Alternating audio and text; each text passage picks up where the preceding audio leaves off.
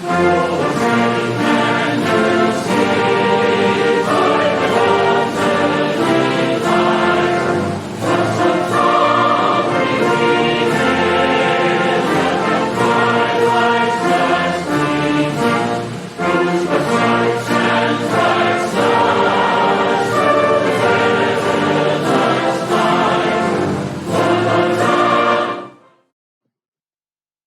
is a good book. This is I appreciate this man's research.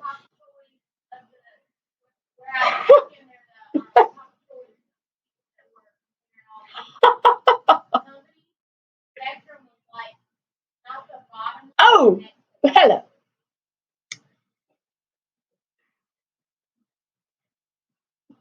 I'll get back to this later. As the Philadelphia Times here has incredibly pointed out, we are at war now. So, I am Thomas Jefferson. You may recognize me when I explain to you the causes of our revolution in last video. Now, I am going to tell you, analyze and break down my work, the Declaration of Independence. Now, I have it here on separate papers, so we'll be able to look it up without this. What's this? This is the official thing that all of us just signed. All of us signed. Yes. But I don't really like reading small print. And this just will not cut it.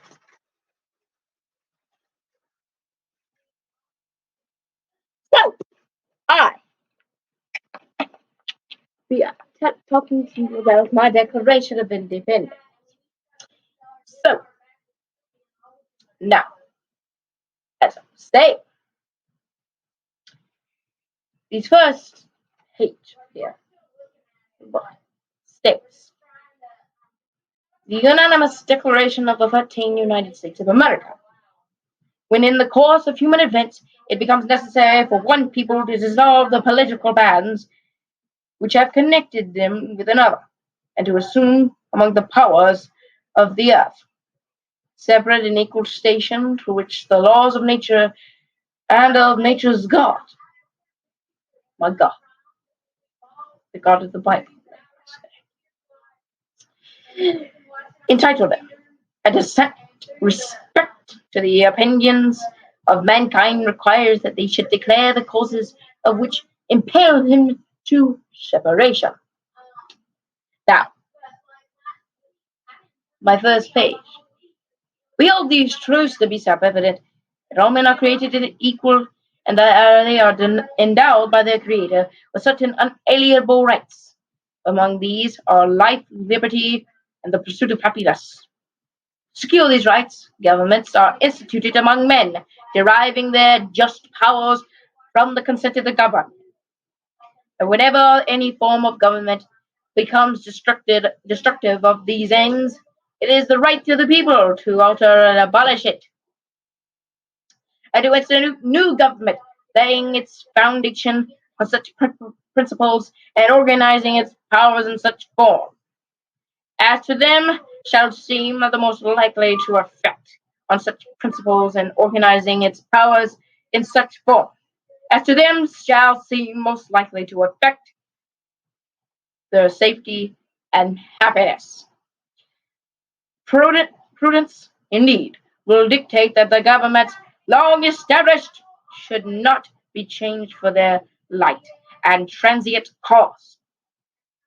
And accordingly, all experience hath shown that mankind are disposed to suffer, while evils are sufferable than to the right themselves by abolishing the forms to which they are accustomed.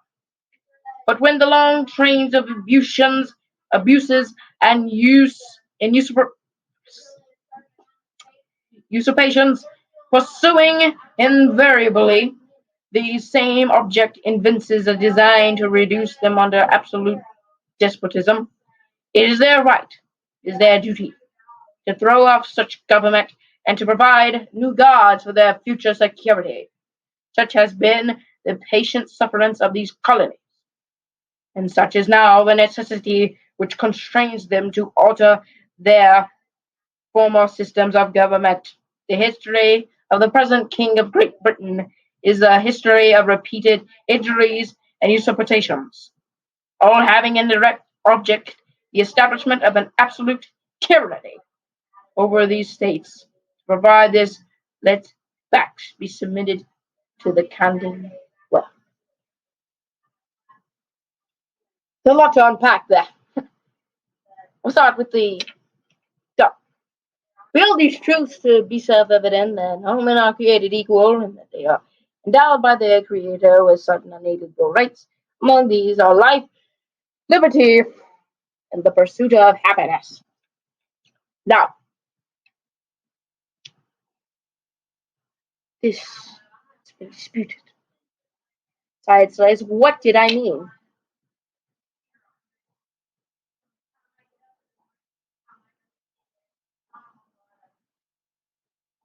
All men. All men. Some of you may not know that I wrote a condemnation of slavery in the Declaration and tried to abolish it in our new states. But for fear of losing the Southern support, I had to take it out.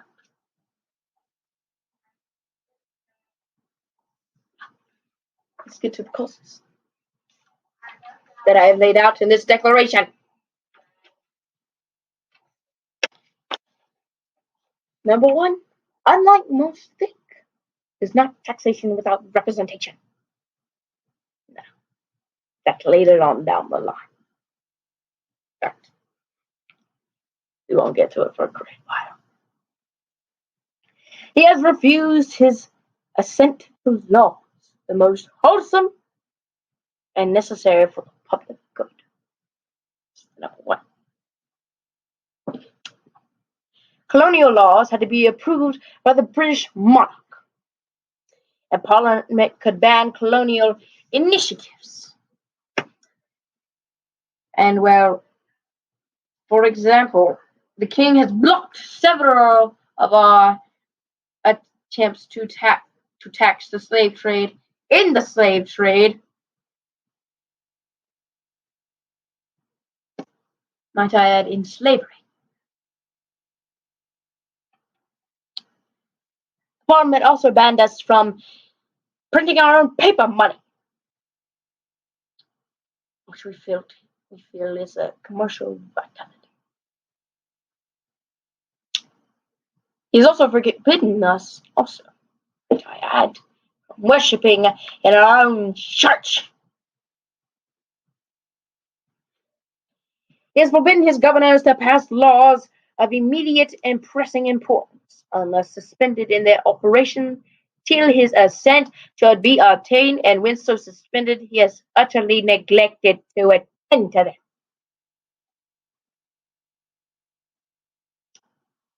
In several instances,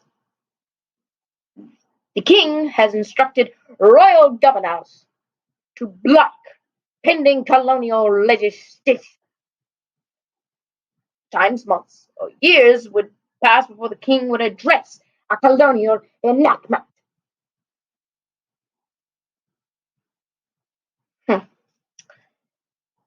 If ever.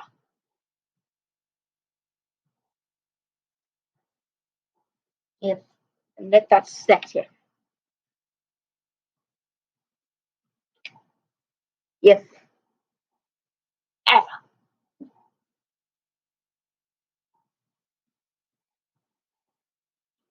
Let's continue, shall we? So,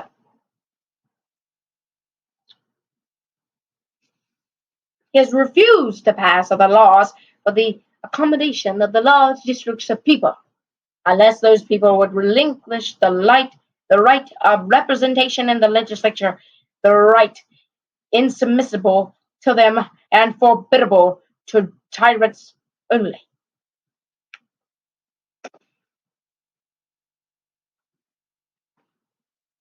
He's refusing to pass our laws to accommodate our larger cities, Philadelphia, where I now am, only because he doesn't want us to have any power.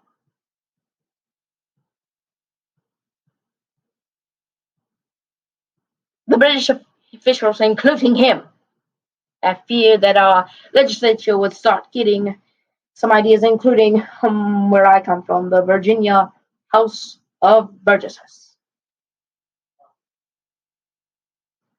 Yeah.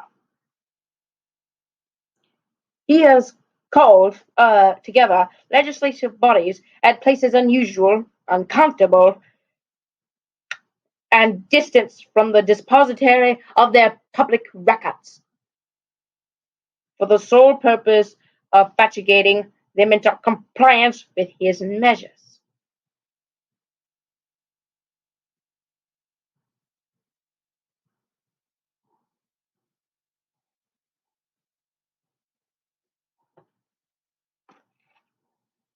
I witnessed this firsthand when I was in the Virginia House of Burgesses. We were forced to meet in places that were not very nice places, might I say, of his benefit.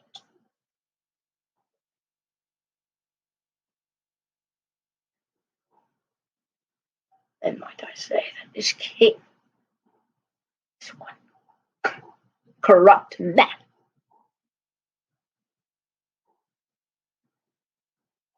And he has dissolved representative bodies repeatedly, houses repeatedly, for opposing with manly firmness his invasions on the rights of the people.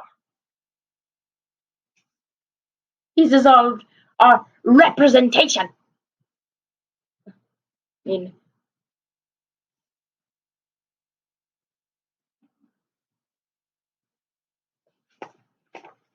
these first few are just dissolving our legislation, so we have no say, have no power. As like I said in the last video, he wants to be the divine ruler of the gods.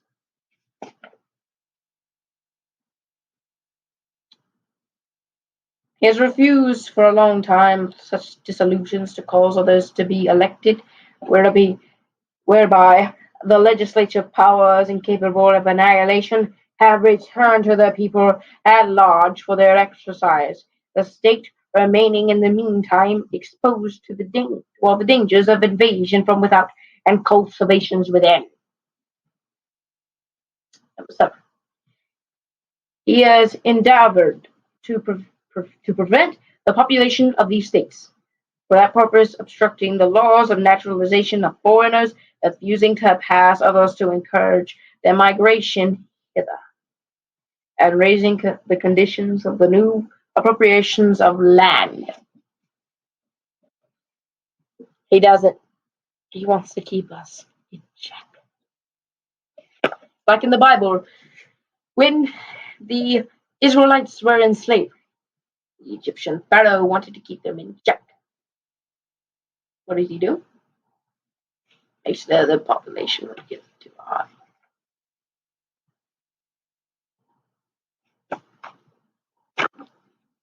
If you think we did this for ourselves, or to save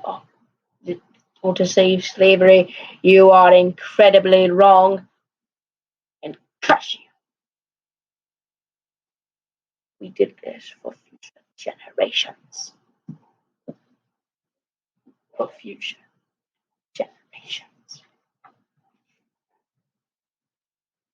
Brain has obstructed the administration of justice by refusing his assent to laws for establishing judiciary powers. Number 9. He has made judges dependent on his will alone for the tenure of their offices and the amount of payment of their salaries.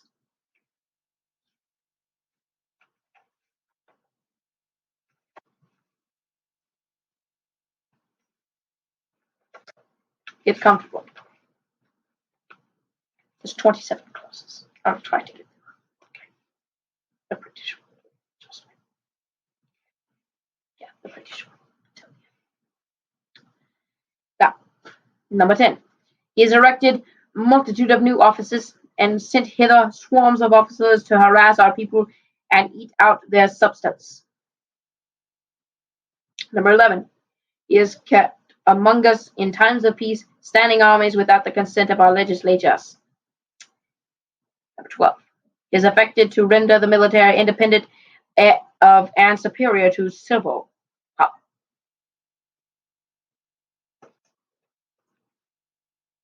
Breaking this down, honestly,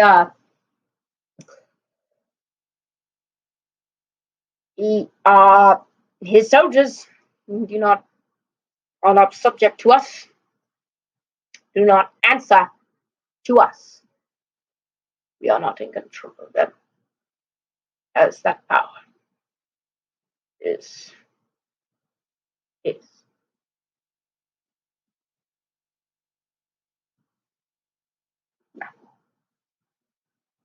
Back to it.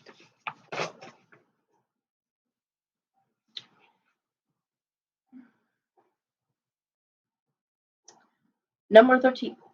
He has combined with others to subject us to a jurisdiction foreign to our Constitution, and unacknowledged our laws, giving their assent to the acts of pretended legislation. For quartering, number 14. For quartering large bodies of armed troops among us. Number 15. For protecting them by a mock trial from punishment for any murders which they could commit on the inhabitants of these states. 16. For cutting off our trade with other parts of the world. Let me just say that includes France, because I really like me some French wine. So, French wine.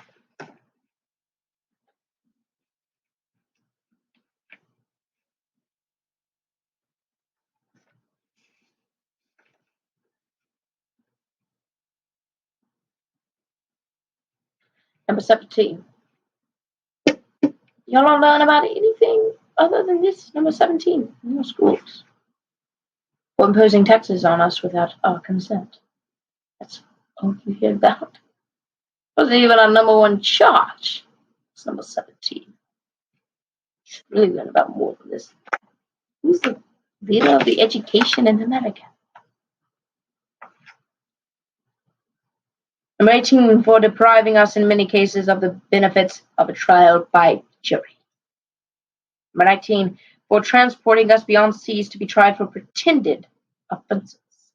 Number 20. For abolishing the free system of English laws in a neighboring province, establishing therein an arbitrary government, enlarging its boundaries so as to render it at once an example to fit instrument for introducing the same absolute rule into these colonies. 21. For taking away our charters, abolishing our most valuable laws, and altering fundamentally the forms of our governments. Number 22. For suspending our legislatures and declaring themselves invested with power to legislate for us in all cases whatsoever. Number 23. He has abdicated government here by declaring us out of his protection and waging war against us.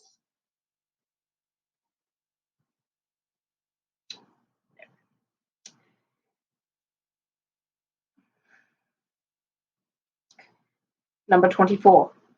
He has plundered our seas, ravaged our coasts, burnt our towns, and destroyed the lives of our people. Number 25.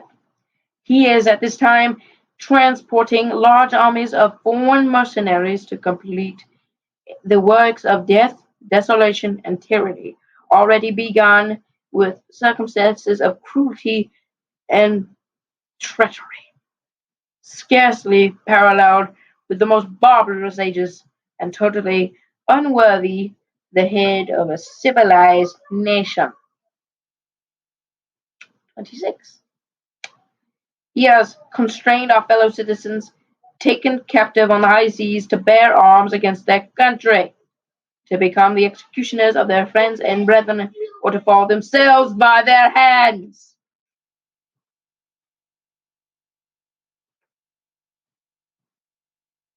Number 27, the final clause. He has excited domestic insurrections among us, and has endeavored to bring on the inhabitants of our frontiers the merciless Indians, whose known rule of warfare is undistinguished destruction of all ages, sexes, and conditions. These are the signers from each state. I can read them all. From Georgia, Button Gwynwood, Lyndman Hall, and George Walker. From North Carolina, William Hooper, James Hughes, and John Penn. South Carolina, Edward Rutledge, Thomas Hayward Jr., Thomas Lynch Jr., Arthur Middleton.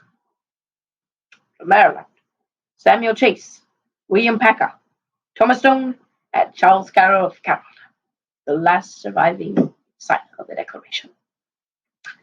Virginia, George Wythe, Richard Henry Lee, Thomas Jefferson, Benjamin Harrison, Thomas Nelson Jr., Francis Lightfoot Lee, and Carter Braxton.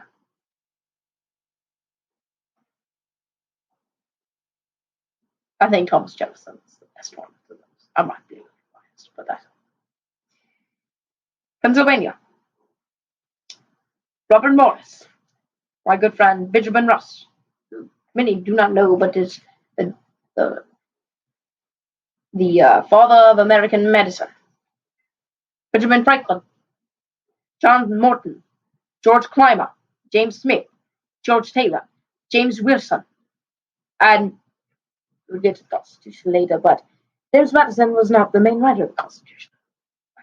James Wilson was. George Ross, Pennsylvania. From Delaware, Caesar Rodney, George Reed, and Thomas McKee. From New York, William Floyd, Philip Livingston, Francis Lewis Morris. No, Alexander Hamilton did not sign this. Crazy idiot. Anyway, from New Jersey, Richard Stockton, John Witherspoon, Francis Hopkinson, John Hart, Abraham Clark. From New Hampshire, Josiah Bartlett, William Whipple. From Massachusetts, John Hancock, Samuel Adams, John Adams, Robert Treat Paine, and Elbridge Gerry. From Rhode Island, Stephen Hopkins, William Ellery. From Connecticut, Roger Sherman, Samuel Huntington, William Williams. What a name. Oliver Wolcott. From New Hampshire, only one. Matthew Bolt.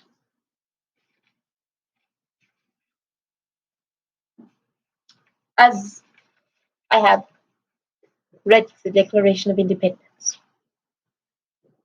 has this changed your view at all of us, founding fathers? It was not all about economy. The economy. Never.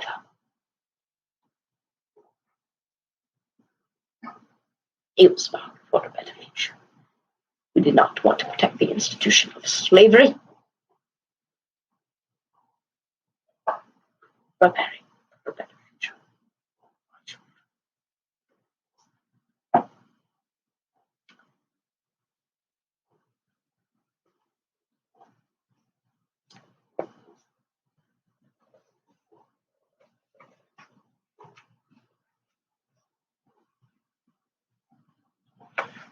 Should just choose this book.